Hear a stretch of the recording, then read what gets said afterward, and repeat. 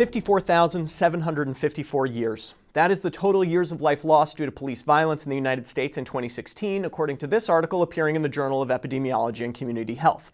But what does this really mean? Why is the data being presented in this way? And how do we interpret these findings?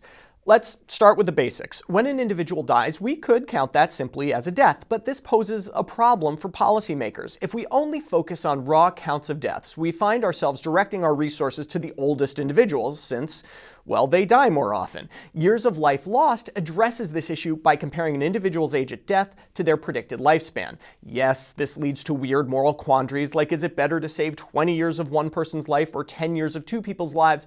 But putting that aside, the metric remains a standard by which public health issues can be addressed. Okay, there were 1,092 deaths due to interactions with police in 2016 in the US. On average, an individual killed by police loses about 50 years of life. The median age of death was 35.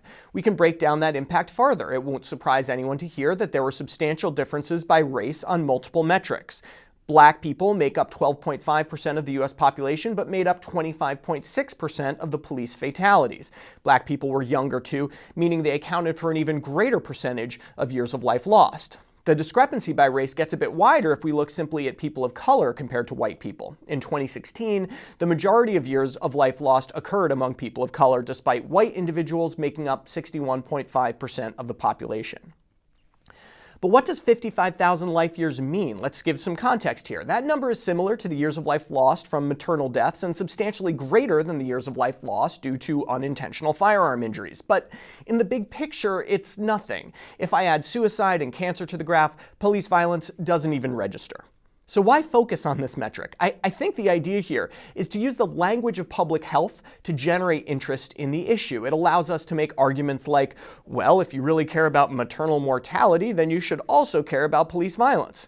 I do not think this is the right approach. Police violence is not a public health issue, at least not a major one. The issue is one of justice, plain and simple. When police officers abuse their power and face no consequences, and we have ample evidence that this occurs, it rends the social contract of which we are all a part. Even one unnecessary death from police violence is too many, regardless if it registers on some epidemiological scale.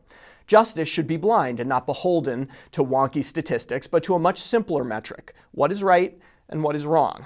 I'm not sure tallying years like this helps the cause. For MedPage Today, I'm Perry Wilson.